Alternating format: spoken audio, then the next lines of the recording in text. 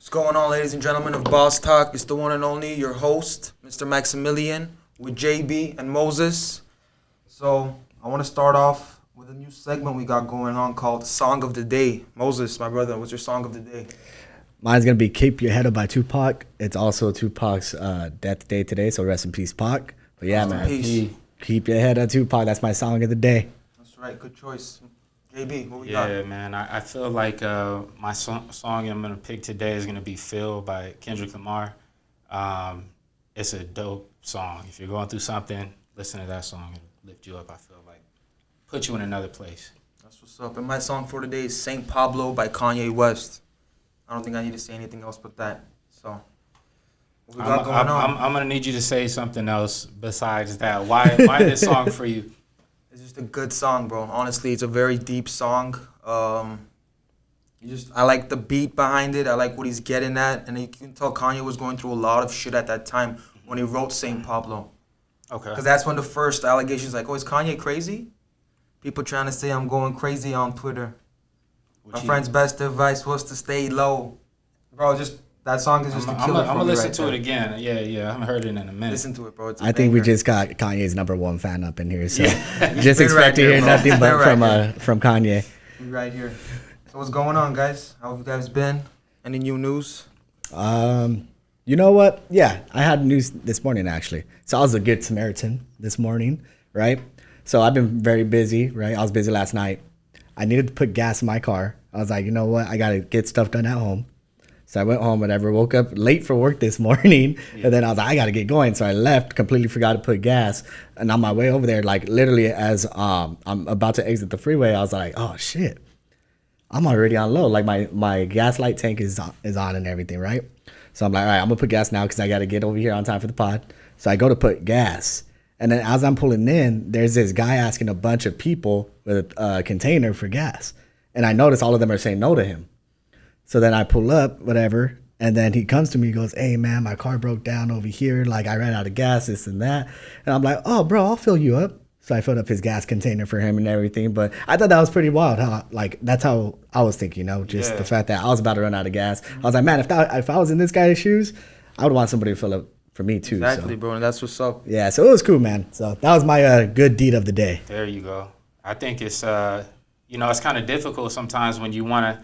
I always feel like I'm down. Even I don't tend to take a step back and look at my situation and realize how good I got it, because no matter what you're going through out here in America, it's people all across the world. Your parents try to tell you starving kids in Africa or wherever else, but it's true.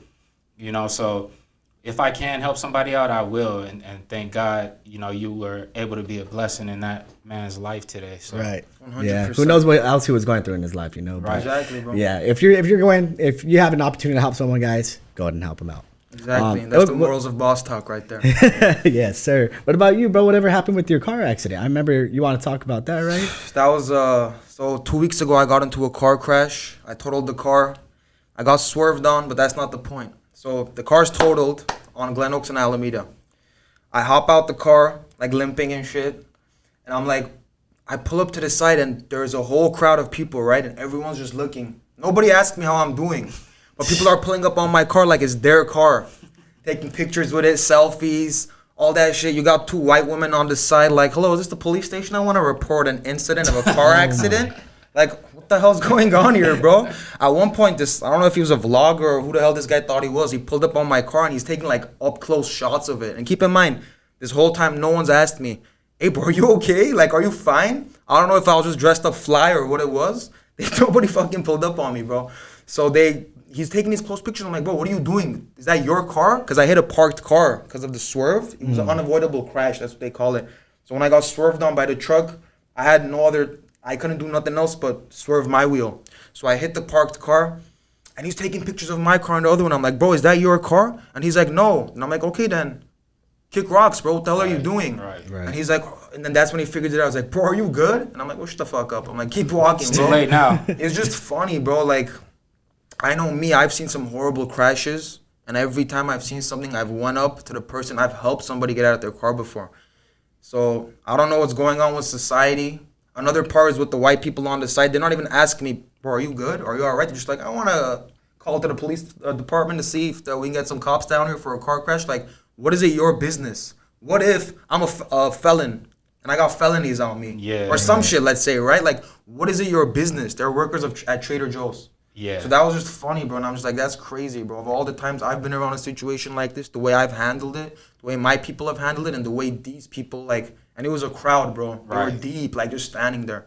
No one asked me how you're doing. None of that, bro. Well, that's how people are raised nowadays. Nobody concerned about their fellow man or anything like that. Nobody's going to hop out and just see if you're okay. I can't do it, you know. If anybody gets in any type of accident, if I collide with somebody, my first thought is, are they okay? My kids get into altercations at school. If they get into a fight, my first question I'm asking the teachers or the principal or whatever is, are the other kids, because I know my kids are fine. I know my kids are good, but I'm like, are the other kids okay? You know what I mean? That's just how I was raised, but the society is declining, man. That's what it comes to. Everyone wants to just put everything on social media and not even help you out. That's crazy. What about you? How do you guys feel about speaking up at somebody when it's right? So I'm put a situation, right, that I recently went through when I was coming back from my trip. So I'm in North Carolina, right? I was coming through the airport. We're entering the terminal and everything, right? As we're about to enter the plane, there's this guy that comes on, or he's right there talking to the front desk, and I feel bad for the guy because he's like, I'm about to miss my flight, this and that, and they're telling him like, no, you can't get on this plane. He had a dog with him. Something that happened where he didn't pre-check the dog. I don't know the details of it, but basically the dog wasn't able to get on the plane with him. So I'm right there feeling bad, like, oh, that sucks, man. So this guy's walking away, and he goes, no, fuck that. The dog's in a bag. He gets the bag and he just throws it with the dog inside the bag. That automatically just made me, you know, I'm an animal lover. I'm a dog lover, bro. Yeah. You know? Same here, bro. And once I saw that, I was like, oh, I don't feel bad for this guy no more. And I look at him, and I got all these Southern folk around me, you know? And I look at him, and I go, hey, fool, what are you doing? I go, pick the dog up. I go, don't leave your dog, and don't even throw your dog like that. What's your problem? And he's looking at me, and he's like some like Asian dude. And he's looking at me like up and down. I'm like, oh, don't try me today, bro. Right. And then the crowds are just looking like, oh, shoot, what's going to happen? And then there's another dude like right in front of him. And he looks back and goes, dog, that's not right. Like, don't be doing that. I'm like, what are you going to do, dog? I go, pick your dog up. That's not right. And he looks at me and then goes, yeah, you're right. Yeah. And then he goes and he picks the dog up. And then like, he came to a realization. I'm sure he was very frustrated, but still. Treat animals right, man. Straight up, what a dumbass, bro. Yeah. This is the way I think about it, bro. First of all, I like dogs more than I like humans. Right. On Yep. some cases, bro. Yeah. Because a dog at the end of the day is going to be loyal to you through thick and thin. He doesn't care. He's just pulling up on you like, hey, just you want to pet me or some shit? Yeah, You know, dogs are the best, bro. Cats, too. I know a lot of people are against cats, but animals in general, I'm a lover. If I saw that, I probably would have flipped out too, bro. Yeah, that's what I was going to ask. What would you have done in that situation? Bro, I would have probably said the same shit. Like, are you stupid, bro? Like, Yeah. I would have probably taken the dog from him, dog. Like, you ain't having this dog no more. Yeah. This is our dog now. This is going to be the airport mascot now, bro. Yeah. You ain't finna, that's not normal, bro. That's not cool. I'm glad he didn't do nothing to me because then you guys would have seen me on the news or I would have been famous on TikTok Straight for up. knocking a guy out or something. That's where you got to use your own discretion and intelligence and know how to read the room and know how to read the situation. And then also it's like a thing about standing on business, you know, like if you feel some type of way and you're willing to go down about it, then do it, you know? Right. Personally, it is kind of jacked up to take a living creature that you have domesticated and turned into your own pet. This ain't like some wild animal out on the street that's like rapid or whatever, you know, ready to attack. This is your animal. You're supposed to take care of it, and you just tossing it around like this. But I think that goes into how some people are prepared to deal with, I don't want to say turmoil. What I want to say, like, just a tough situation. Everybody's not built for it, you know. Like some people go through something difficult, get fired from a job, and commit suicide. And me, I've always thought like that's kind of crazy. Like you don't think you could get another job, you know what I'm saying? But some people are not prepared to deal with any rejection, hardships. There you go, hardships or anything to that sort. And it's sad. We got to prepare our children because that's somebody's child who didn't prepare him for the real world. Like it happens, you know. Flights get delayed. Sometimes things don't go your way. You don't got to start taking that out on other people. It's poor character is what it is. Yeah. Exactly. And on the part of confronting, I feel like the situation, the environment and just what's going on in that time frame all has to come into play too.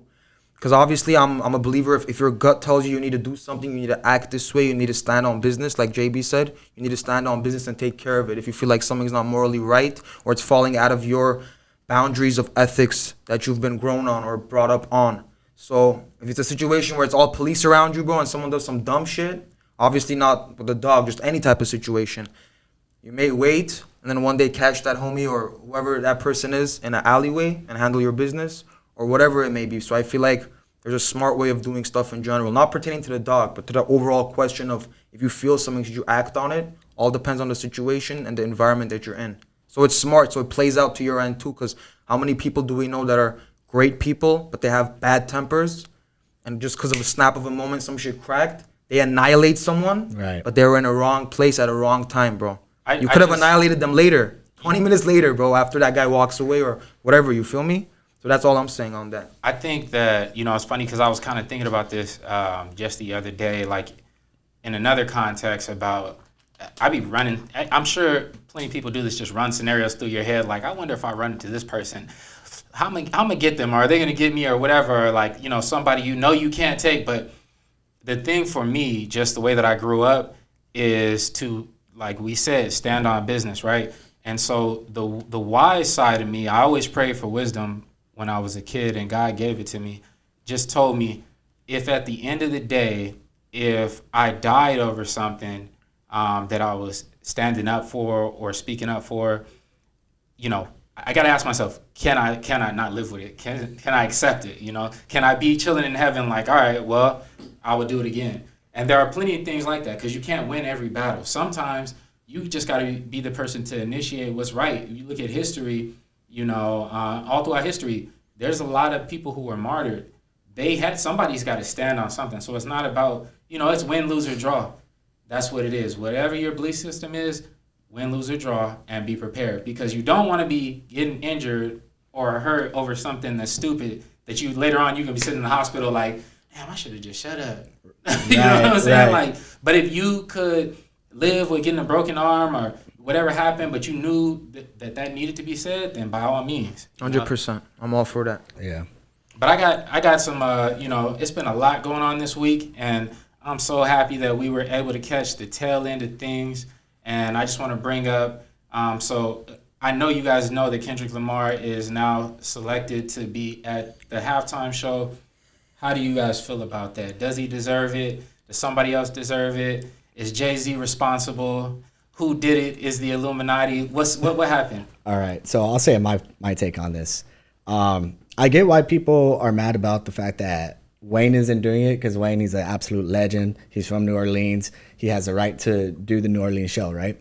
But who was the biggest person of all of hip hop this year? Thank you. Kendrick Lamar. What was the biggest song in all of hip hop this year? They not like us. Exactly. And that's why Kendrick is doing the Super Bowl. He deserves it.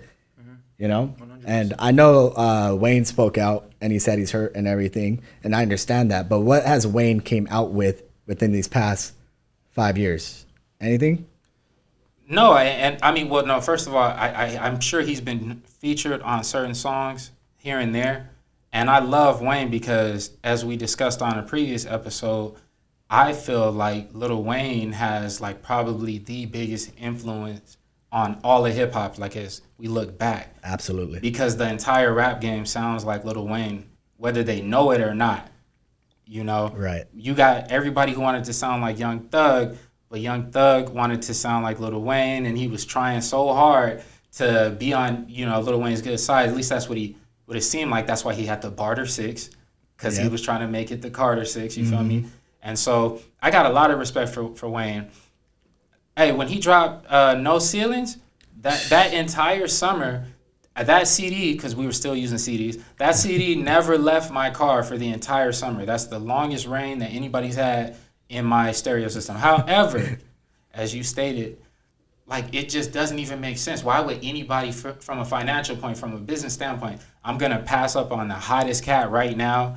This is what I told somebody. Imagine if the Super Bowl was gonna be in LA, and then you had somebody like Snoop Dogg pissed because somebody like Lil Wayne or somebody from another place or whatever got selected over him, and everybody's over here moaning and complaining, talking about Snoop Dogg's a legend and everything like that. But what, like, come on now, is Snoop Dogg the hottest person out right now? Exactly. And that's all that matters. We're not just going, because if that's the case, then why Lil Wayne? Why not pick a jazz artist from Louisiana? Why not pick a rock and roll band from Louisiana? We're going with who's hot right now. Exactly. Yep. You got to take on it, Max? No, I agree with everything you guys are saying. The things he did in 2024 with the whole rap beef and the way he handled it and situated it, they not like us. It's a game over for me, bro. It's Kendrick's year, and Kendrick deserves it. If they did that in China, I would still want Kendrick to do it this year. Because, this was Kendrick's year, bro. So I'm with everything you guys just said, for sure. How do you guys feel about the messages? Because, Kendrick seems to be very cryptic. So how do you feel about the announcement? You watched the halftime announcement that he had where he's putting the footballs in the machine and then shooting them off and he's speaking? Yeah, I saw it. I haven't looked too much into it, though, for me to give, like, enough detail on it. Yeah. But what's your take on it? He said something during, like, during the little ad where he said, like, championships, it's only one. Okay, now I know what you're talking about. Yeah. How it was when Drake, was it Drake and Cole? When they came out with the song together and they said something about the Super Bowl? Yeah, because that was Drake and... that was J. Cole and Drake on that first-person shooter. Right. Mm-hmm. So I'm pretty sure that's what he's talking about. I feel, well, look, see, because I like this is what I heard, because I always go to the internet. I'm like, oh, that's what y'all thinking, because I don't be trying to research too deep. All you got to do is just open up an app and everybody's going to tell you 10,000 different perspectives. But supposedly Drake was talking about round 2 and all this other stuff. This whole time he's been, Yeah. And I don't know if that's accurate or not, because I don't go check for Drake stuff. But that's what they've been saying. And so he said in the ad, like, it's only one shot at the championship, no round 2s. Yeah. And so they're connecting those dots and saying that that's why he said it, which I think is cold. I just think it's all, this is the greatest nail in the coffin. We're shooting up the funeral too. You know what I mean? Like, no, we didn't just kill you, and we came to the funeral service and shot up the funeral too. Yeah, that's what this seems like to me. So where would you label Not Like Us on let's say a top 3 diss tracks of all time? Oh, okay, it's difficult. It's up there. You know what I mean? Like, before this song dropped, I would always say that I thought that the best diss track of all time was No Vaseline by Ice Cube, right? And it's just an era thing. You know what I mean? Like, you had to be there, hear it when it was dropping, see how the culture was affected by it. Right. And right now, who knows, man? Maybe in like 30, 40 years, they'll be talking about another diss track and say that it's like 50 times harder than Not Like Us, but then they weren't here for this to experience it and see how he took over and how this dude claimed the entire year. Yeah. He didn't claim a summer. He took an entire 2024 was all Kendrick Lamar's year. Yeah. So what would you put like your top 3 diss tracks of all time? I think it would be up on top. It'd probably be the 3rd diss song. Okay. Number 1, I'd have to go with Hit 'Em Up by Pac. Mm-hmm. Number 2 would probably be any of Eminem's Disses to Anyone. Those disses are hilarious. Mm-hmm. Have you guys seen the diss where he does to Mariah Carey? I did. Shannon? Yeah. The Warning? Bro, he went way too hard for a pop singer. Yeah. It was hard, so that's my top 3. But for sure, it's up there because it was just... Right. It's not a lot of diss songs that you can just sit down and bump at the club, Right. And it was one of those, so for sure it's up there for me. Yeah, I'd go 3 Not Like Us, 2 No Vaseline, and then 1 Hit 'Em Up. But that's my take on it. Yeah, I'm just very entertained, and I'm just, I'm still sitting back to see where it's going to go, because Drake fans are ridiculous. And, they've been not trying to give credit for so long, and it's just the funniest thing ever to me. They're like, all right, Kendrick, you got this one. Well, first of all, they tried to tell him he didn't get it, and then his numbers just skyrocketed through the roof. So, okay, he got that. Then it was like, oh, well, wait till the summer comes. And then the whole entire summer passed. Okay, well, wait till this year. It's like everything is like, he's going to get you. He's coming. Just don't worry. And everything that Drake is doing has just been downhill. That 100 gigs, I ain't even listened to it. And I haven't even heard Drake fans, talking about it like it was heavy. So it's just incredible. He had one okay song. There was one okay I'm pretty. song. With Thugger. 100 gigs, you better have at least one decent song. Yeah. You know? I forgot the name of the song, but it was one with Thugger for sure. Yeah. Probably before he got locked up, he got the vocals in and all that. Did you check out the whole thing or just like? No, I did. I didn't like the other one. I don't like the Drake, the vibey Drake, the singy Drake. Mm-hmm. Like the only time I've liked the kind of singy Drake was on like Controlla, the old albums, the one where he's on top of that one building. Views, I think it is. He's on like that Toronto high top thing, whatever you call it. Yeah. But yeah, bro, I'm not into all that. The type of Drake that I liked was more even like the disses he was making. Yeah. But even though Kendrick won it, but I like more of the lyrical side of it. I don't like the singy songy, trying to get the girls all wet and shit. Drake. So how do you guys both feel about, because we started this podcast a little bit later, so we weren't here for the. I wish we would have been here when this all started popping off, because it was so much to say. But thank God that Kendrick is popping up again, because it just brings a reason to bring this back up. How do you feel about the entirety of this beef, like how it played out and everything? Whose side were you on? Do you feel like rounds were won? Things like that. What was your take on this? Oh, right when Drake came out with it and Kendrick got involved, I already knew he was done. Bro, to me, Drake is a pop star. Yeah. You know, he's a pop star artist. Mm-hmm. Kendrick's a real hip-hop lyricist, bro. Right. You can't mess with him when it comes to that. That's why J. Cole pulled out. You knew. I have an immense amount of respect for J. Cole. Same. I feel like they played him, like, first of all, you know, he chose to not be involved, and that's cool. And I low-key heard that what happened was that somebody got on the phone with J. Cole and told him, like, bro, like, you're not even a part of this. Like, you know, for you, these are kind of like rap bars, but, you know, you can kind of step to the side. And honestly, I don't want to see J. Cole beefing with Kendrick. Yeah, not at all. You know, like, there's some people you want to see have those issues, but those were two artists I did not, because as far as I was concerned in today's climate, they were like they're the two main artists, you know, holding the culture up, going in the right direction. So, like, why would they clash? It doesn't even make sense. They should be on the same team, you know? Yeah. How do you know, what's your thoughts on this? I was just letting it play out because I'm not, like, you know, I'm not the biggest Drake fan. I wasn't the biggest Kendrick fan. Even though, if anything, for me, who's more influential? For sure, Kendrick. Even before, like, that and all that cracked off and went off. So I was letting it play out, but in general, I saw Kendrick going. But the best diss track and that whole beef that went on wasn't by Drake, and it was with Kendrick featured on a song by Kanye. If you guys heard that, did you guys hear the Like That remix? Oh, the remix. I heard. Yeah, I heard part of it. Can't stop, won't stop. I just fucked your bitch in the challenge on tank top. Come on, bro. How did you feel about that song? He just found another reason to bring up Kanye. Hell yeah. I was kind of upset with Kanye. I was like, bro, what are you doing?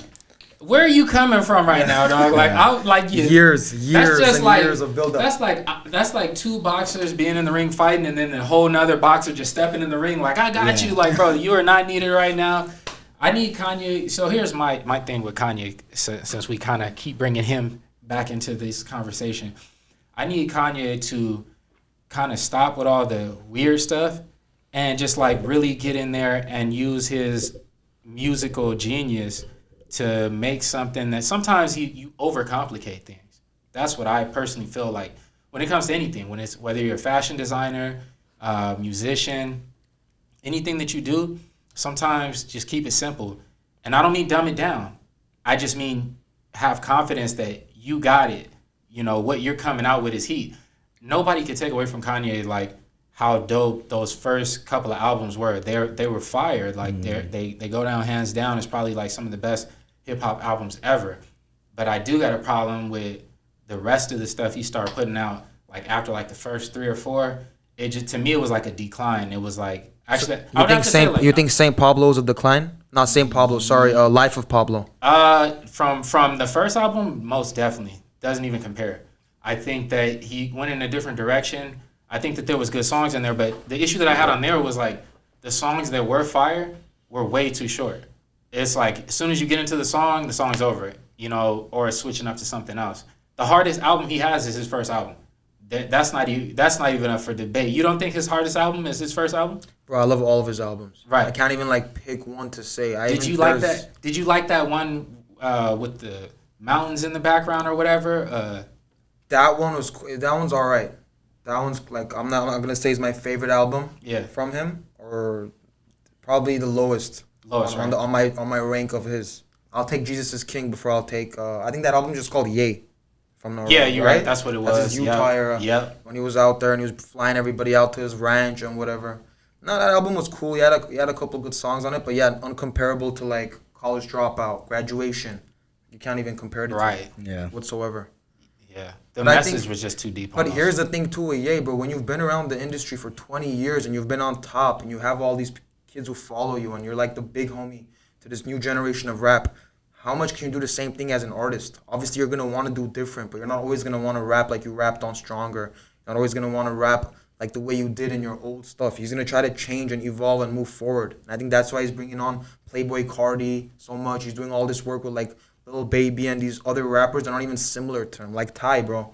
He did this whole collab album with Ty Dolla $ign. Mm-hmm.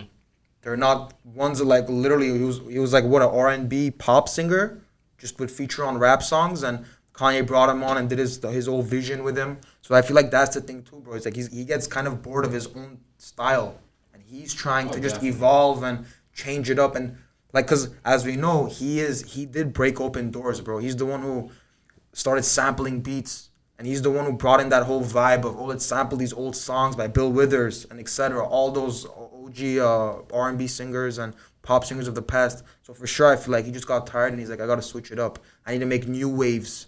I think that's what he's on right now. I wouldn't give him credit for coming through with the samples because that's like hip hop to its core, you know, like. But he really capitalized on it, bro. The most. But he wouldn't even be the first because Dr. Dre was doing that. Like all of these West Coast songs, when the West Coast was really on top, that's where the sampling really came through for the most part, in my opinion. If somebody has some other recollection of anybody else, but the West Coast, when it was like in the 90s, all of those songs, whether people know it or not, they're like showered, just drenched in samples of old school music, which is why, like, did you ever watch that NWA movie that came out? Straight Outta Compton? Yeah. Remember, Dre would be sitting up there with the records playing the oldies and everything. Mm-hmm. A lot of these songs are oldies, you know, that he transformed into hit singles.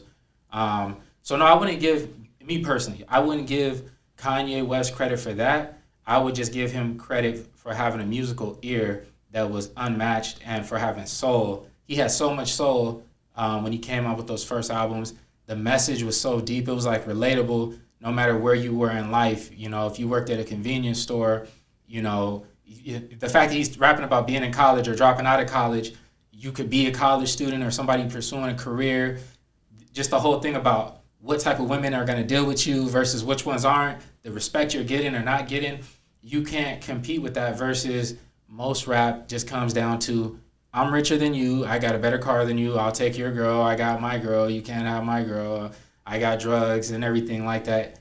It was a breath of fresh air, and anytime we get that, that's why I give him his credit. Anytime you get a breath of fresh air, it's phenomenal, bro. It's phenomenal, and it's great for hip-hop. I think we need more of that. But nowadays, what do we get from Kanye? I got more money than you. I got a better car than you. I'll take your girl. Everything that he wasn't doing before, that's what he's become. So me personally, I'm just like, I'm tired of him. I'm not even gonna lie to you. If he puts out something fire, I'ma listen. But other than that, bro, I'm tired of Kanye West, personally. Same. That happens, bro, when you've been around for so long. And if you're not the biggest fan, that can happen. But still, legend. So did you guys happen to see the whole Shia thing in Edinburgh, where Yes, sir. he's about to square up with the group of folks I'm from gonna over let there? y'all take that because I didn't get a chance to really look too deep. So- I saw a clip of it. Yeah, so it's basically just a clip, you know. Shia's right there, he's walking. I guess they're probably were at a pub or something, you know, getting into an argument, and these guys are like kind of following him, and he's like, "What's up? Then you want to fight? Come right here!" And he goes and he takes them to like the alley. He goes, "Right here, let's go!" And he actually squares up with them, bro. Yeah. And he's squaring up, and then they have like the other people's friends are holding them back. They're like, "Nah, don't." That's And then he's good. walking away, and they keep talking shit, and he goes again, and he takes off his hat. He goes, "I'm ready. What's up? Right here." And it's funny, bro. So he ain't got no 'cause, security with him or nothing. He's nah, by bro. himself. Shia's just by himself. He's a straight G. Straight up. Shia's a straight G, bro. And you know, like, He's an LA native, bro. Like you can't mess with LA people. That's Edinburgh. That's LA coming to Edinburgh like that, bro. It's hilarious. But Where's Edinburgh at? I want to say it's somewhere in Germany. It sounds like it would be there, but I don't know. Don't fact me on I'm that. trying to be traveling, man. I need to know where Edinburgh Scotland. Scotland. Up the IRA, yeah. He probably had McGregor with him, bro. Man, I'm saying. That just makes me just want to be traveling. Right? Something like that. For sure. But you guys have a favorite Shia movie? Don't say Transformers. First of all, Transformers was cool. I'm trying to remember what the name of the damn movie was. What's it about? The one where it was like a technology type thing, right? Something. Is it like Eagle Eye? iRobot with Thing? Or Will Smith? No. It was Eagle Eye. Eagle Eye. And I'm not even saying that's the favorite one, but that's what I could think of off the top of my head. That was a good movie. I'm gonna shoot. Shia has so much good movies, bro. He's just such a solid actor. But Lawless and Fury are a couple of my favorites. Yeah, let me take that. But those are better than Eagle Eye for sure. Yeah, those were good movies. I gotta go with Lawless too, bro. What did you guys think of Tax Collector? That was a good LA. So even for that, right? Shia literally got from a hood, trying to get into that role because he's a method actor, bro. So he grew up with these guys, but he landed up getting from Harpy Trece. Just for that movie, he actually got Creeper tatted on him for real. Creeper. Yep, just for that movie. But I heard even during production of that, apparently there is some other guy that was working on it from another hood, and him and Shia actually fought. Yeah, the stuntman. Was it? Yeah, it was a stuntman for someone's actor. Okay. Yeah, and they got at it, bro. Hilarious. Like I said, bro, Shia's a straight G. So if you see him in the street, don't try to fight him. Nah, you know what? I'm gonna say about dude. I respect his bars. He could rap. I don't know if can he he? does it. Yes. Shia raps, bro. He's hard. I did not know that. Like I'm not like he could freestyle and he could keep going. I'm telling you right now. Put some respect on the man's name. I'm telling you, go look it up. Look him up. I'm gonna have to look up some bars from. And this coming from me. I'm a hard critic. Yeah. So if I'm telling you that he could do it, I'm telling you right, because I don't really give a damn about dudes trying to square up in the street. It's like I respect you, bro, because you got bars and he takes this hip hop thing like serious. He's serious about it, bro. You know who else could rap? Drakeo the Ruler? No, absolutely. Get this guy out of here. Get this man out. We love Drakeo the Ruler. And I'm not disrespecting, but I'm just like we're talking about lyricists right now. The other actor, the one who was in, is his name Matt Hardy? No, not. What is the Tom Hardy? Tom Hardy. He could rap too. Yeah, he's on a song with Czarface. They should come out with a mixtape together. He actually is good too. Wow. I forgot what his alias is. What he goes under, but. Does he rap in his accent or does he keep it like his English accent? I think if I recall, because I heard the track like a while ago, he sounds like a New Yorker. Okay. So, but he can rap too. I'm pretty positive it's a lot of cats who can rap, but are just pursuing other things. Right. Like myself. But Shia actually takes it seriously. You know what I'm saying? So yeah. But you know he's freestyle like I think on Sway in the Morning or something like that. I'm gonna have to look it up, bro. I gotta look up. You would not be disappointed. Yeah, he's just such a talented guy. He's right. Okay, I'll put it like this. He's probably better than like 80% of the rappers that are right now. I guarantee you could out-rap Drakeo the Ruler. That's crazy. That is false misinformation. That's fake news, folks. Do you think? Hold on. Now that we brought this up, right? I'm gonna say this right off the bat, right? R.I.P. I'm not down to kick somebody while they're not here to say anything, and I'm not that level of hater. I'm not any type of hater. I just have my opinions, right? Yeah. So when it comes to Drakeo the Ruler, I've come to understand that it's a demographic, like it comes with age range, right? Certain people in certain age ranges, they hold Drakeo up like super high. I've never met anybody in my age range who thinks that Drakeo is a top 5 rapper. Yeah. But I have met a lot of people in like their early 20s who believe that, right? So I'm not even gonna take it. Yeah, he's one of them, right? So I'm just saying, like, I'm not taking nothing away from you, bro. No, come on. But do you think that, like, I'll give him song creator, right? Like he has songs, but do you think lyric wise, like he's up there though? I'm not gonna put him up there with Eminem. I'm not gonna put him up there with like the OGs. Yeah. But just like I said, and I saw it was very controversial on our post. Drakeo is just a G. For me, he's up there in my top 5 because of the influence, because I was growing up seeing what Drakeo was doing. I followed his life.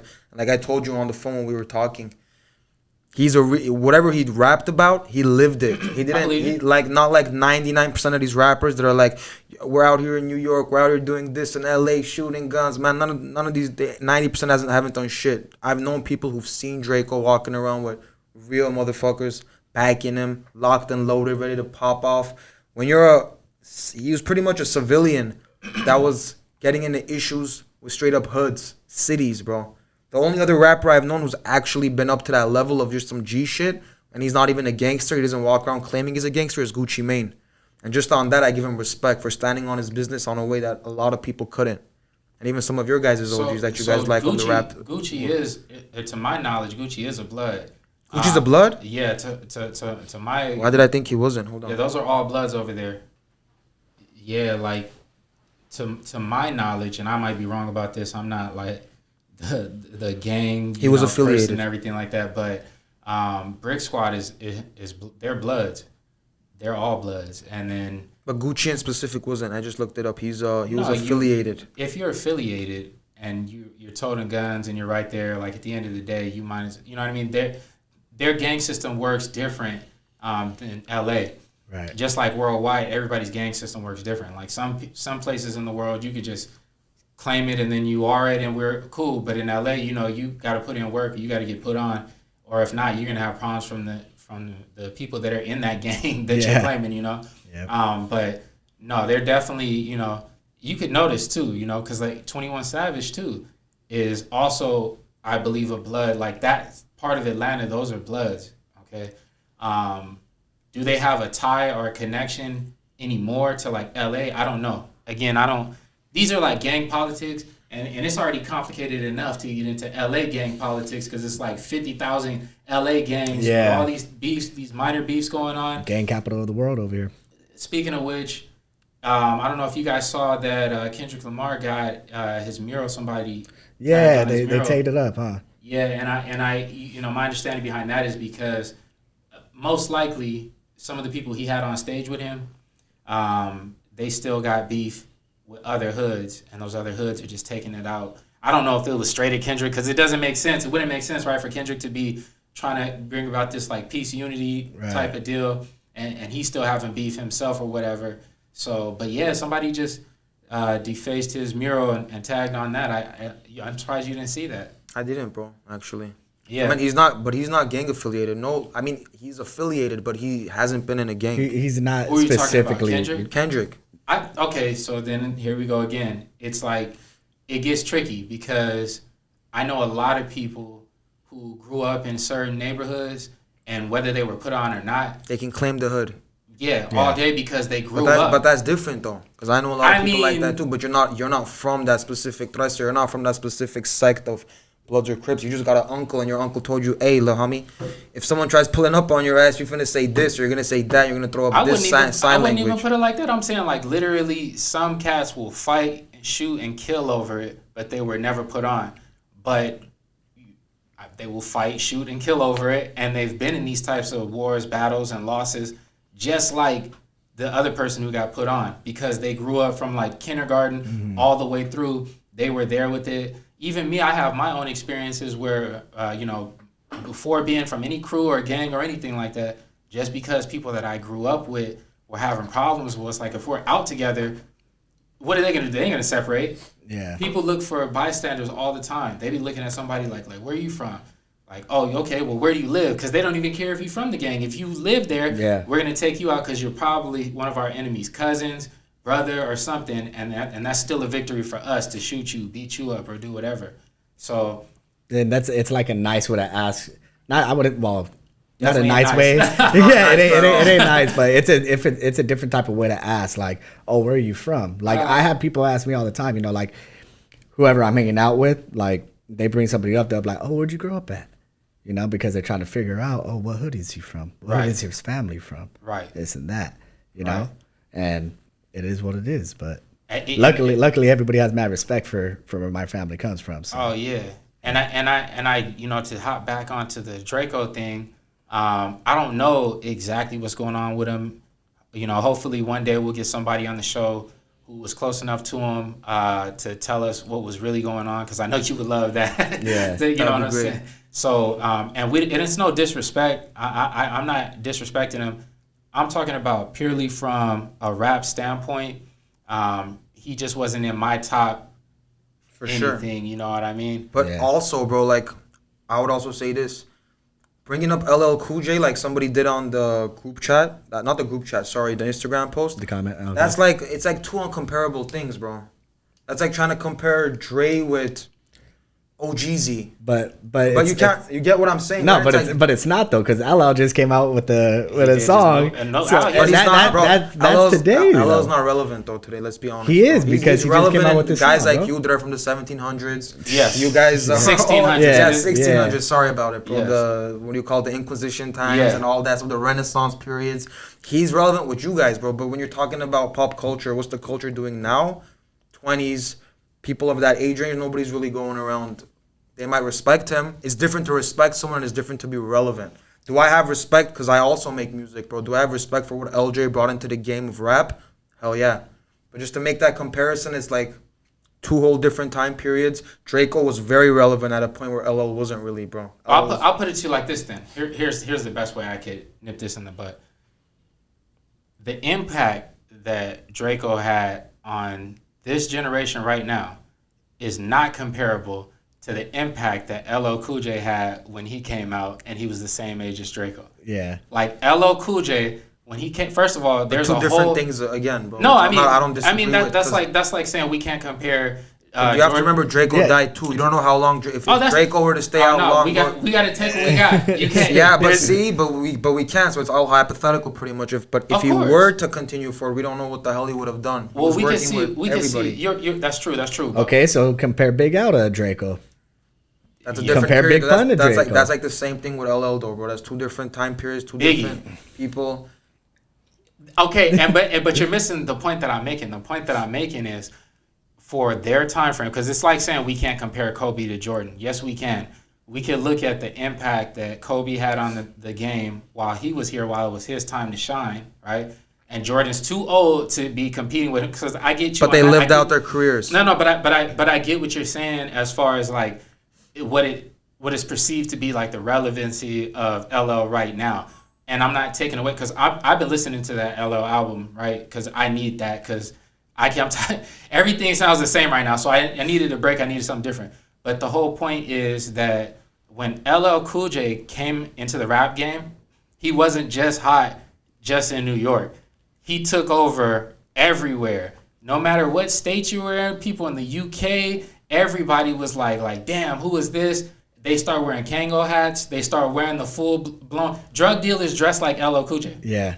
And during that time, everybody wanted to be LL Cool J, bro. So what before LL Cool J became a rapper? Was he a gangster? Was he involved in LL that Cool type J, of life? LL Or Cool was he a J's- battle rapper? So first of all, LL Cool J, and I want to miss this up. He witnessed, I believe it was either his grandparents or his parents be murdered right in front of him in his house when he was young.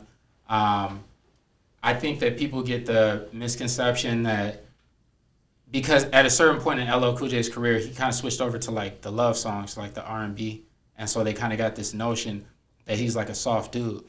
And then they forget about earlier in his career, he wasn't coming. All his stuff he was coming out with was like hard. Yeah. Like the radio song, it was like him. He was like the most aggressive, one of the most aggressive rappers. Like when he came out, and that's what made it so dope. It's like, damn, this dude looks pissed off in all of his stuff. You know, when we go back and look at it now, we could think whatever we want to think. But that's what now I'm going into the impact. But was he a gangster? Was he a part of that lifestyle before he got into it? Because you said his family got killed.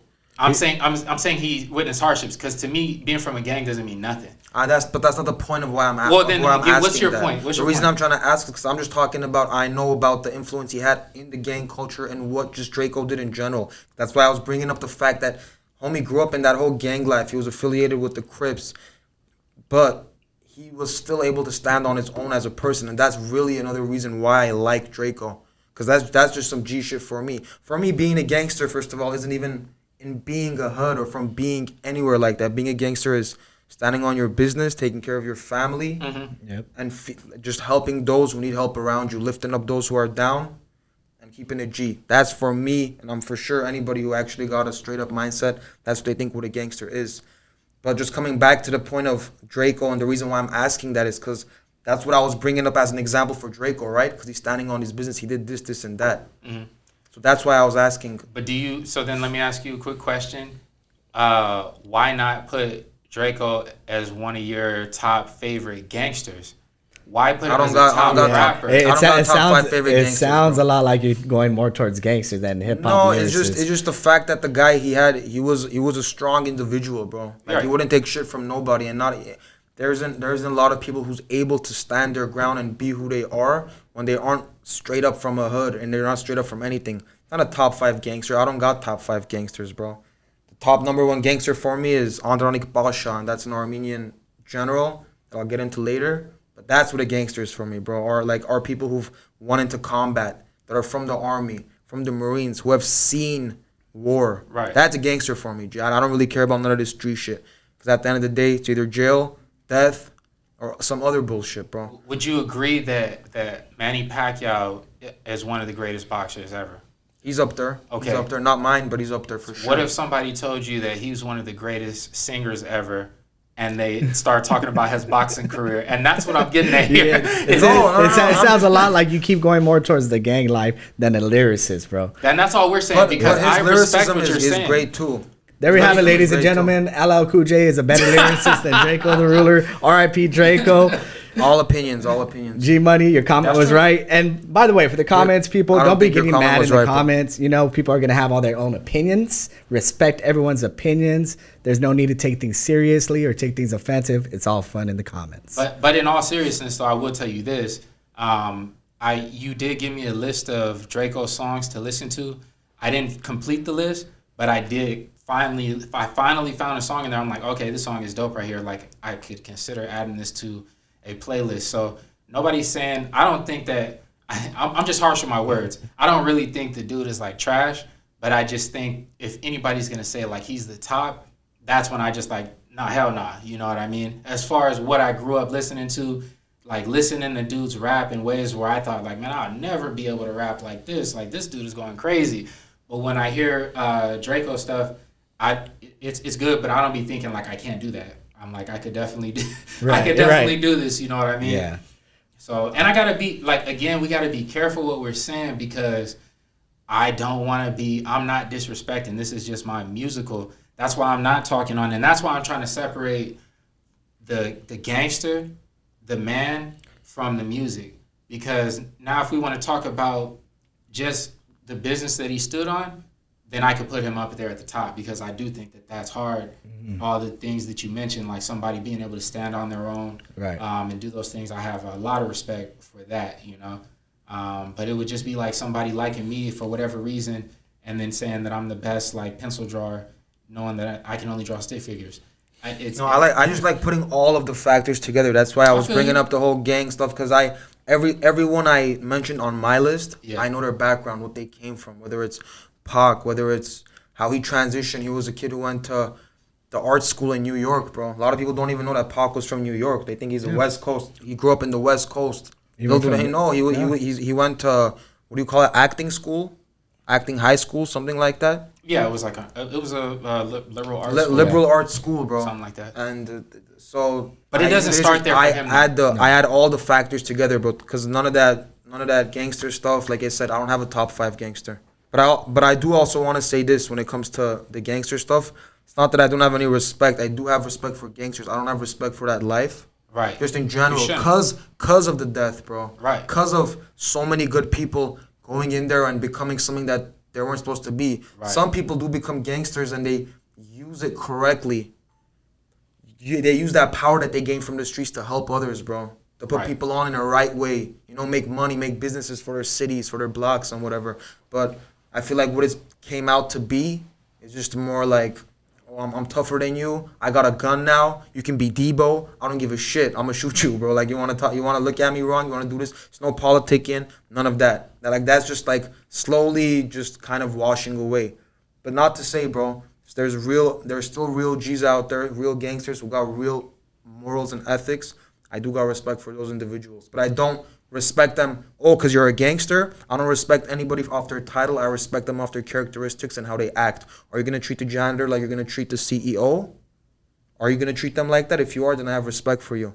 If you're gonna treat someone thinking you're better than them because one or two accolades you've done or one or two things you've done from the streets, I don't got respect at all for a person like that. Right. Whatsoever. So that's just the way I stand on it. And then, What are your thoughts on this whole? LL Cool J is better than Drake with a ruler. All Everyone. right, there it is. That's how we're wrapping it up, folks. But speaking, you brought up Manny Pacquiao. So speaking of boxing, there's a fight coming on this weekend. Canelo and Berlanga. What you got to say about it? Who do you got? I think I got Canelo, bro. I don't want to put down Berlanga. I think it's a little early in his career, even though he's undefeated and most of his fights are knockouts. And he got a cool little bravado to him. It's in New York, Brooklyn, like the way he talks and shit. You know, yeah, he seems cool, bro. But I got to give it to Canelo because Canelo's just the face of boxing alongside with Tank and Ryan. That's the big three in boxing right now. And I just don't see anybody right now in Canelo's natural weight classes beating him. Like, Bivol's a different situation. He went a little high for Bivol, right? He went up to light heavyweight, or what did he go up to the fight? He went up in weight for sure. But it wasn't his natural class. Was that when he went like on a vegan diet or something like that? I think he was like 168. I think that's what. But he doesn't usually fight at Bivol's weight class. No, well, he fought Kovalev up there, so we can't make excuses. He got beat by. I'm not making excuses for him. I just, like I said, pretty much. I agree. He doesn't fight too much in that weight class, is what I'm saying. Like he does in super middleweight or middleweight. I'm gonna search this up right now, bro. Yeah, no, I agree with you. I agree with you on that. I feel like that's a mistake a lot of boxers make is they go up too many weight classes and it's like, you know, it's weight classes for a reason. Personally, I think that, you know, when it comes to boxing and like how you're going to train for a fight and everything, it's physical fitness and what you're doing in the gym. It's also nutrition. And I just want to say, man, as long as Canelo keeps with the same chef who keeps providing him with that special meat, I think it's going to be Canelo.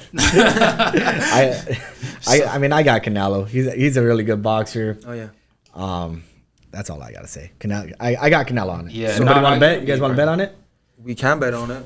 I'm not a gambler. I've changed my ways. Bivol is in light heavyweight, just so we have it clear for the fans and our audience that's watching us. So we have that correct. And then another thing that's happening also on September 14th is the UFC. It's Sean O'Malley versus Merab Dvalishvili. They're doing it at the Las Vegas Sphere, and it's for Mexican Independence Day. Dana set it up for, it's all Mexican fighters, bro. Most of them, at least like 90%. What is Sean? You said Sean O'Malley? Sean O'Malley, yeah. O'Malley, excuse me. He's the He's a curly, beast. pink hair. No, he's American. They put the main card, bro, as an American Irish guy and a Georgian. And everybody else it's all Mexican fights. Either it's a Mexican against Brazil or Mexican against African American. Like that's you know what? In a way, it's kind of smart though because you have Canelo that's fighting obviously the main card for boxing on Mexican Independence Day, and then you have the UFC fight where it's mainly Mexicans, right? So I feel like everyone's gonna tune in on the UFC, but once it goes to the main event, they're gonna go to boxing. So that's actually kind of a smart move by Dana if he did it on purpose. Yeah. Let me. So you said you got Canelo. That's what you're going with on this. Right. I'm Canelo too. Canelo. I think. Well, hey man, Canelo. You know, we all think it's gonna be you, bro. And I'm not even taking nothing away from the other fighter because I love an upset. It just like typically this is how these things go. And I'm not gonna lie to you. I have not even caught Berlanga like his fights. I haven't caught him to make that much of a judgment. The way that I typically am with it is I have a group of boxing fans that I know of, and when I hear them mentioning a fighter, that's when I'll start to kind of get into that person's career and look into him. Nobody really brought him up yet to me. Not to say you ain't nice with the hands, bro. I don't know, but I'm just being honest. He is. He's an aggressive fighter, bro. Like I said, most of his fights, he's undefeated. Firstly, right. And second of all, doesn't mean anything. Why doesn't it mean anything, bro? Because I don't know who he fought. Because you haven't watched it, so it does mean something. No, I mean, I'm just saying being undefeated doesn't mean anything because I've seen that so many times in the past where you have a fighter who's undefeated and then you look at the cats that he fought and they had losing records, they were trash, and then they get to fight a real elite fighter, they get their ass whooped. So but obviously he had to beat some good fighters to fight Canelo, bro. You don't just be undefeated and then out of nowhere fight Canelo. So that's regardless if it's bad or not, how is that not true? That's not true. It's been proven time and time again. Having an undefeated record means absolutely nothing in boxing because what a lot of promoters will do is they will build a fighter up to sacrifice this dude to a champion so that people, because they know it's a lot of casual fans who don't follow careers. They're just looking at these stats. So one of the tricks that they'll do is they'll take a fighter to Mexico. They'll give him his pro license, take him to Mexico, and then they'll just have him fight whoever's, like literally drunks, whoever, and knock these dudes out. He's just padding up his record with all these things. I believe even Canelo, like a lot of his earlier fights were like bums in Mexico, bro. Like not good fighters, right? This is a common thing. And then they bring him over, and then the fight will sell more because rather than being like, it doesn't matter how fire you are or not, even if you are Floyd Mayweather, Muhammad Ali, Mike Tyson, but you have a record of 0, then how can they sell the fight, you know? But if you could come in and bring the fighter in and be like, this dude is undefeated, nobody could stop him, he has this many knockouts, it already just adds to the whole like, okay, this dude must be serious. Even got you right now talking about like, dude is undefeated. And I'm not taking away from him. Who? Berlanga, right? Berlanga. Because if you've seen his fights, because I'm not. I thought you were talking about Drakeo about being undefeated, but my bad. We don't know how many fights this dude had in the streets. I'm just saying, like, if you have personally witnessed Berlanga fight, right, and you like what you see, then that's one thing. But I'm just saying that personally, when somebody tells me a fighter's undefeated, it doesn't mean anything to me until I see it. You know what I mean? Now that you mentioned specific, I was just talking about combat sports in general, that it does matter. But if you're pertaining it to boxing, I know that there's a lot of stuff with promoters that they'll do like, oh no, we're not going to fight this guy because we're going to make less money and he's a harder fight. So let's get this freaking cardboard box over here that barely throws a 1-2. But we know we're going to make more money with him, and we know that my guy is going to beat the shit out of him. So pertaining to boxing, I agree with you. Pertaining to any other sport, not really. Because I don't think you can pull that off in the UFC. I'm only talking about boxing. Yeah, for boxing. I was talking about combat sports in general. That's why I was like, because you didn't say just boxing in general. But speaking of another fight, Kamala Harris and Donald Trump recently had their debate. Here we go, everyone. Let's get into it. Let's talk about it. What do you guys think? Who won? Who lost? First of all, did you watch the debate? I only saw like clips of it. I saw about how he was talking about the cats and dogs getting eaten. They're eating the cats and the dogs. Yeah, of course we saw that. That's totally false. But I did see like a couple people do some like memes about it and stuff like that. I think I posted some of those memes. It might have been something that you posted where it's like this guy and it's like a split screen. He's doing. He has like the Trump wig and then the Kamala. Yeah. Yeah. I think that's hilarious. I didn't. As everybody will get to know, I don't be following this stuff hardcore, but I will see whatever clips come out or whatnot. If there's a candidate that I'm gonna follow, then yeah, I'll follow him. But I don't care for neither of these dudes or chicks, whatever, right? But I did see him talking about eating cats and dogs, and my thoughts on that is, why would you even bring that up? Even if it's true, even if somebody somewhere is eating cats and dogs, with all of the issues we got going on in America, nobody gives a damn about no cats and dogs being eaten, except for like the cat lady somewhere with 37 cats running around her house. It's Flint, Michigan water's still dirty. After all this whole time, you know what I mean? You still got a poverty crisis going on. I want y'all inflation. That's what I want to hear. I don't care about nothing else. I want to know why dude bought his groceries for like $100 4 or 5 years ago and looked in his cart and tried to buy the same items, and now it's like $400. Right. I want to know why a gallon of milk is not 25 cents. What type of milk farmer needs more money than that? Like, it's just getting out of hand, but I know why it is, but I'm not going to get into that right now. So that's just my thoughts of why I wouldn't even waste my time watching it, but I did see some funny clips from it.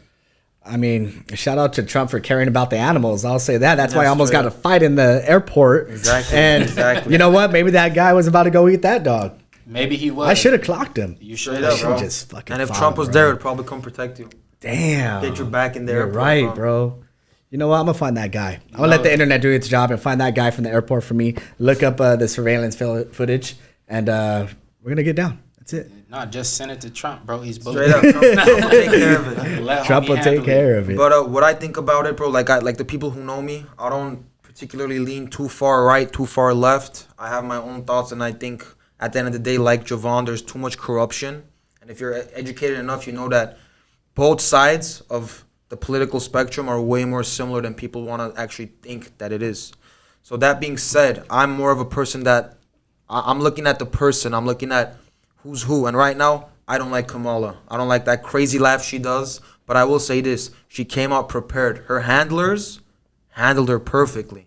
They told her what you have to say, how you got to come out, do it. Because I watched the debate like maybe 2 times back to back. It's entertainment for me, bro. Just Trump's part where he's saying they're eating the dogs in the cats 5 times, rewind back to 4. I was like, bro. But that's his ringtone now? Or why? what? Yeah, that's literally. If you text me, that's what you hear. But Cats bro, and the dogs. he shouldn't have. I don't think he should have said that. There's so much other stuff he could have talked about. Like, Kamala, you're over here giving all these fake promises. Remember you said you were going to give loan forgiveness for all these people who are struggling in debt that are future doctors, lawyers, journalists.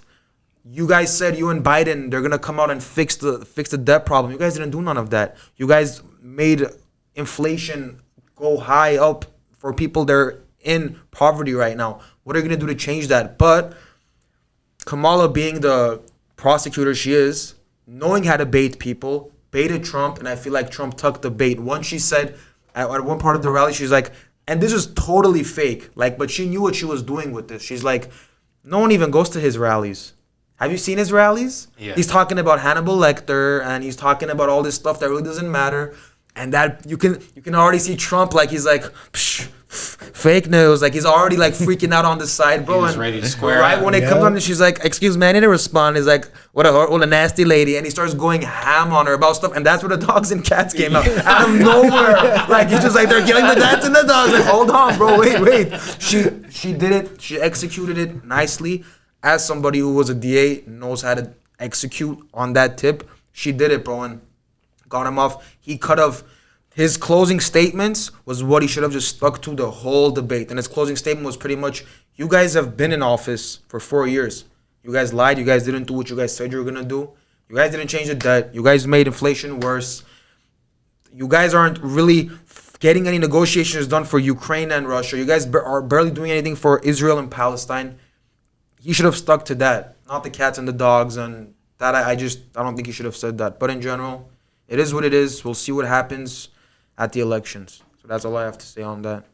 Yeah, I mean, just to add a little bit to what you just mentioned, I mean, all these dudes be lying, you know. No, for sure. So for I'm not me, saying he's an angel, Trump's an angel either, but of course Kamala is.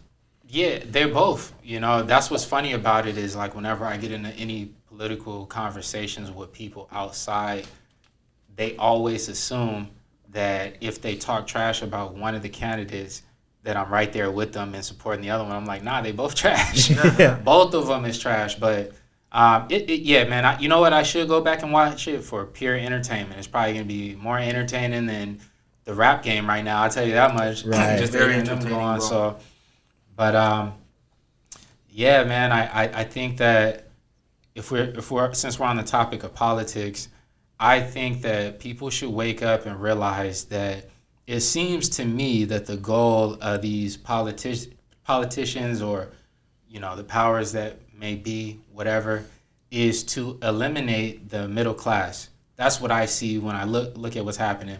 You have your wealthy, your middle class, and poverty, and they're trying to do away with the middle class and only have it be just wealthy and poverty.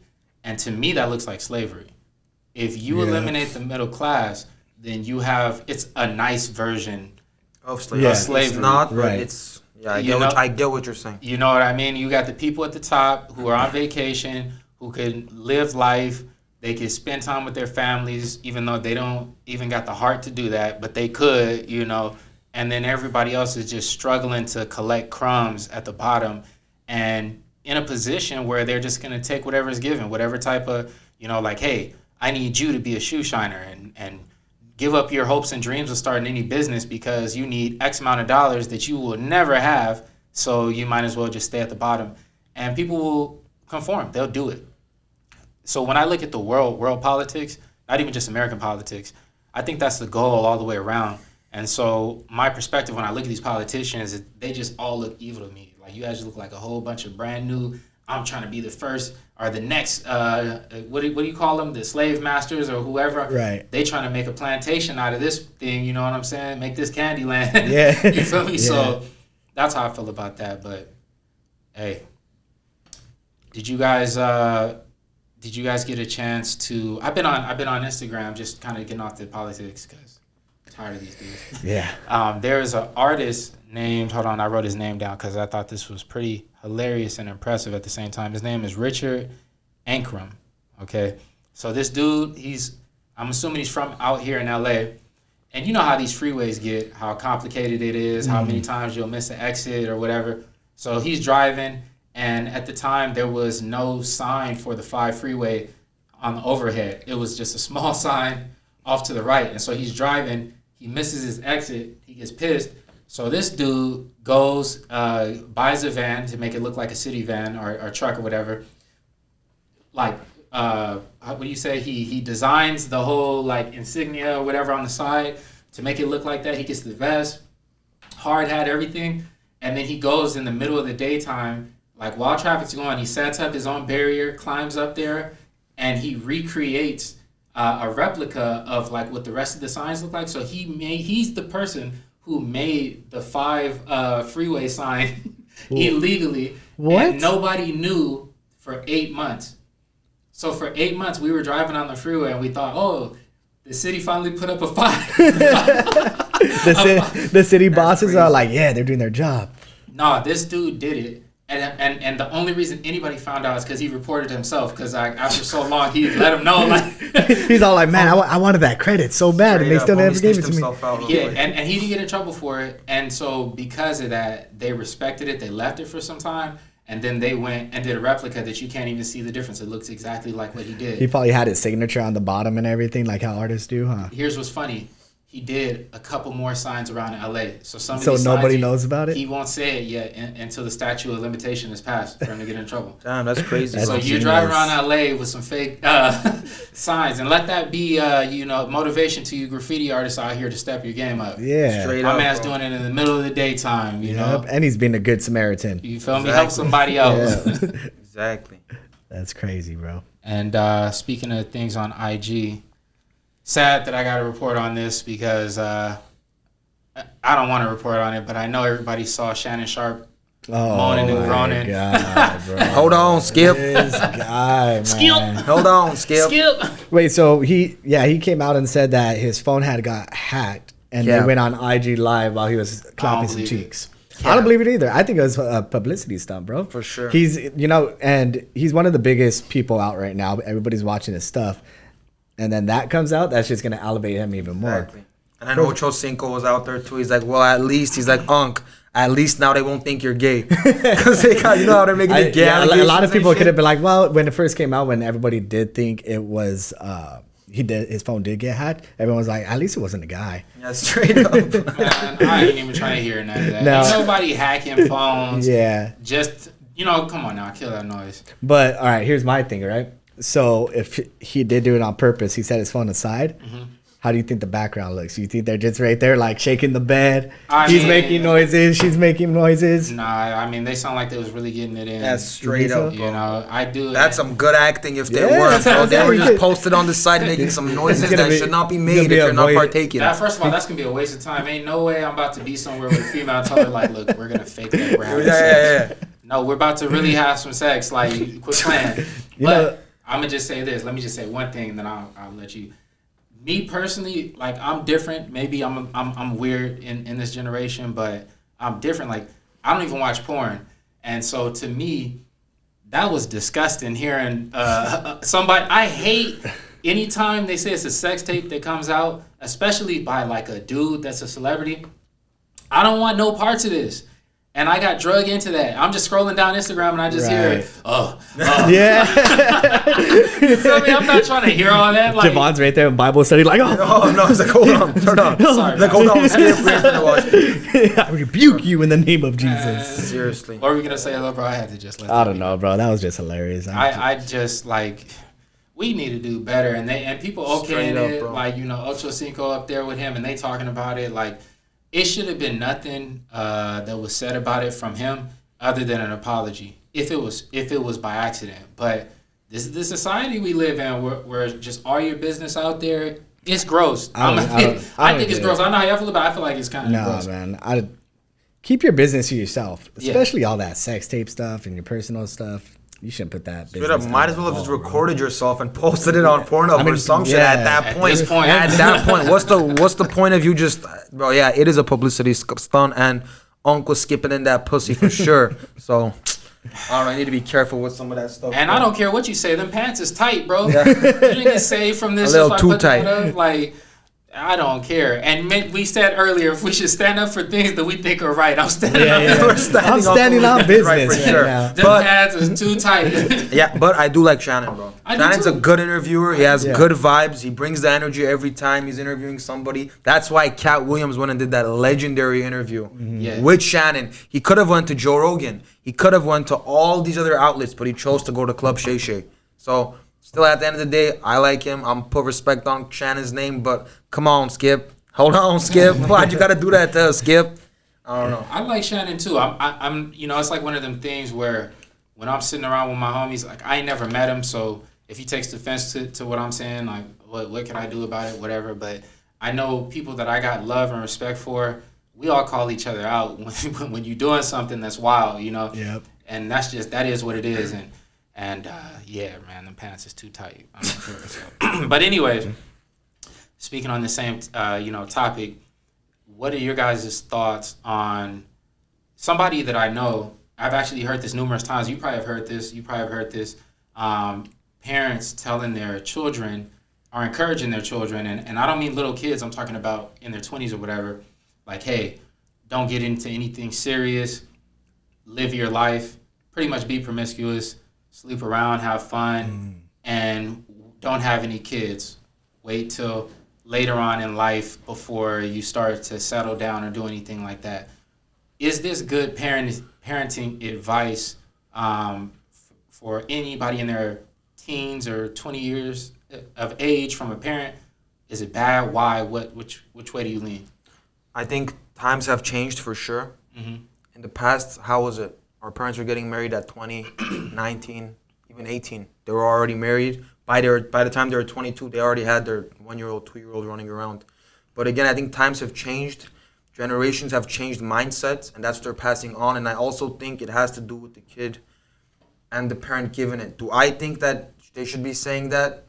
Not really. I think a parent should always be pushing, like, get yourself a good girlfriend, make her to your wife, make sure she's coming from a good family, and uphold those good morals. Do I think they should be pushing, just be going and sleeping around and just be partying? I don't believe that, because you don't know what type of kid this kid is. This kid might get lost under all that, and by the time this boy or girl gets out of that, by he's 30, his health has deteriorated from all the partying. If it's a girl, her back's probably blown out from all the sex. She's not normal anymore from all that. It's roast beef. Yes, yeah. Straight up.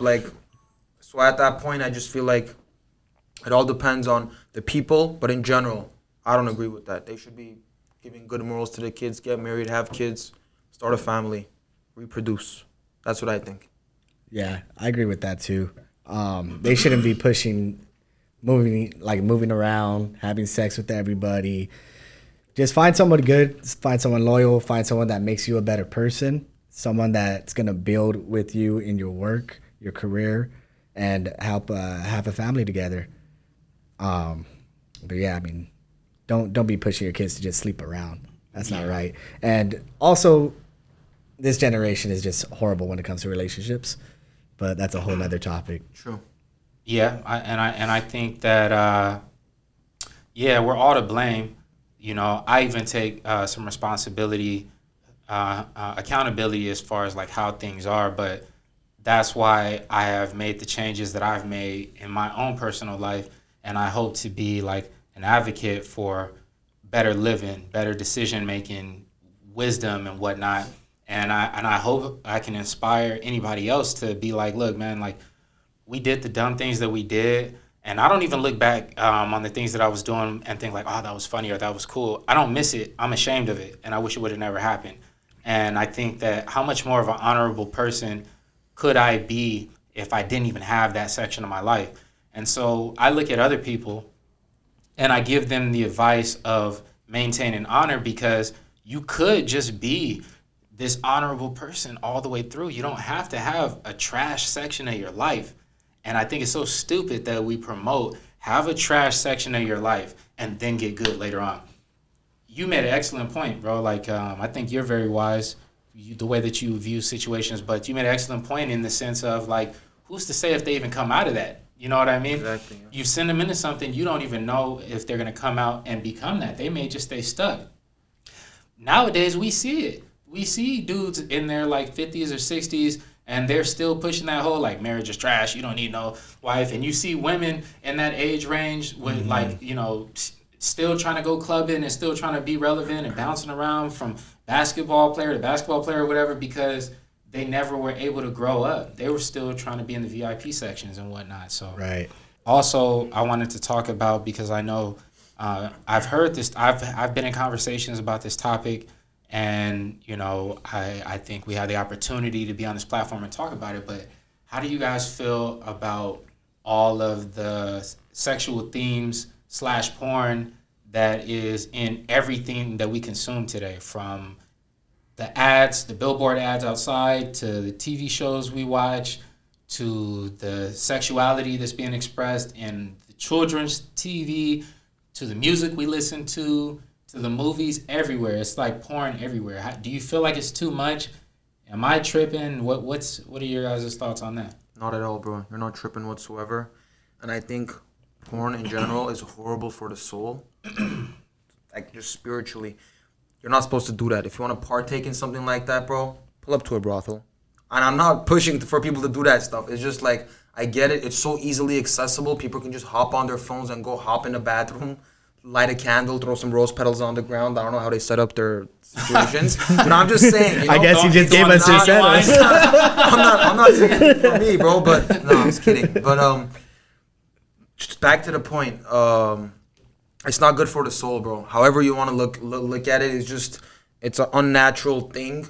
And they are, bro. They're throwing it in too much stuff. Not even in just billboards, but they're bringing it into schools.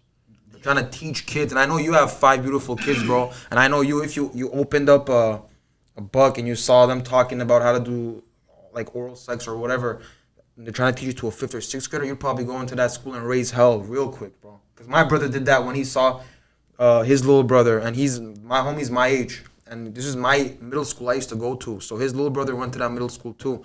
And the kid brings the book and he's like, look, bro, there's sexual perversion. They're trying to teach us, like, all this sex-related stuff.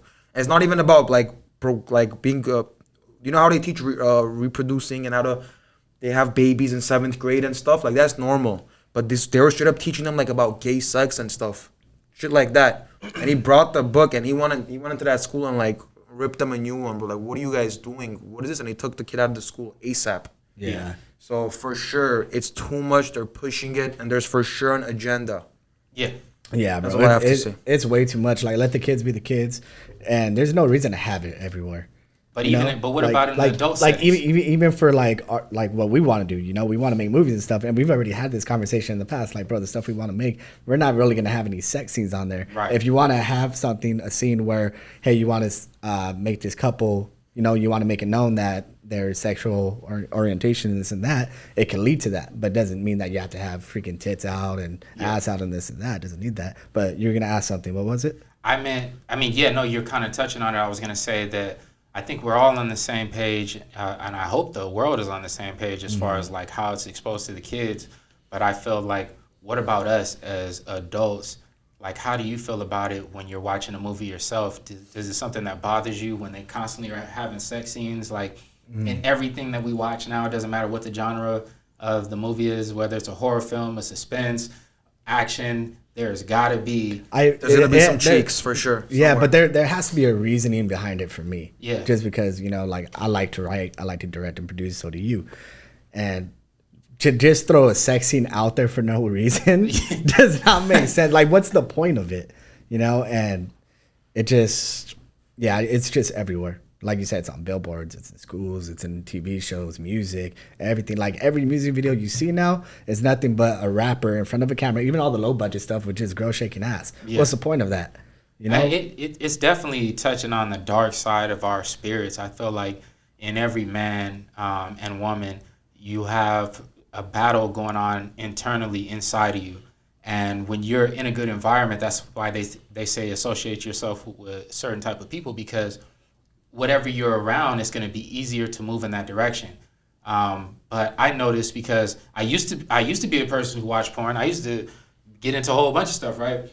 But I don't anymore. And it actually blew my mind that I was able to like cut all of that and be done with it. And I can tell you from the experience of going from somebody who watched it to somebody who doesn't, how much it has changed the discipline that I have in my life, you know, rather than just like any random person, like you're looking them up, you know what I mean, seeing what they're doing or what's happening, to just, it's like, nah, like this is supposed to be something that was meant to be sacred. It wasn't meant to be shared with everybody, you know.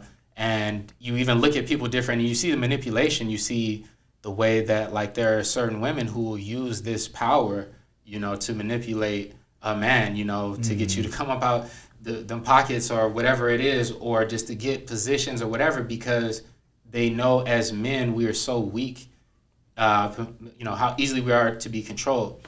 And so I feel like the most manliest man that I've ever been in my entire life, now that I've been able to put these things behind me, because there's nothing that's going to control me, nothing that's going to sway me.